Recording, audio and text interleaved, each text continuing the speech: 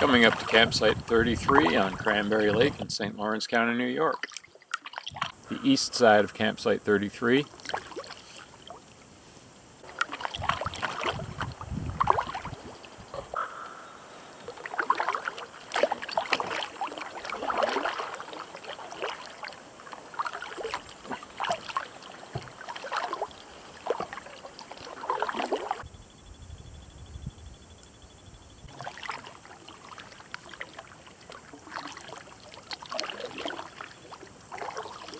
Nice and sheltered from the wind.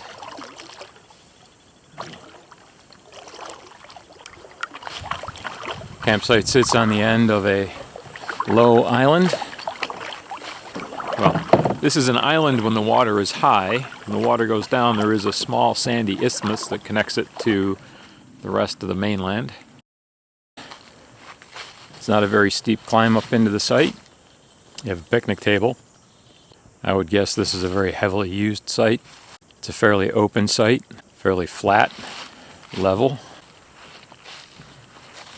You have a nice little fire ring out on the point.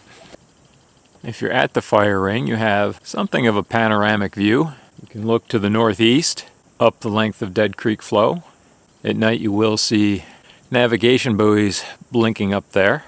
Sunrise will come from the northeast to the east in that direction, depending on the time of year, of course. Then you look out over this little bay and off to the south. Prevailing winds will come from the southwest, which is that direction. So the site is fairly well protected from those prevailing winds. Sunset will be through those trees. You do have a few towering white pines. You'll also have a fair amount of shade. Somebody's built a counter of some type. Whatever that pole is for, made from a tree cut right here at the site.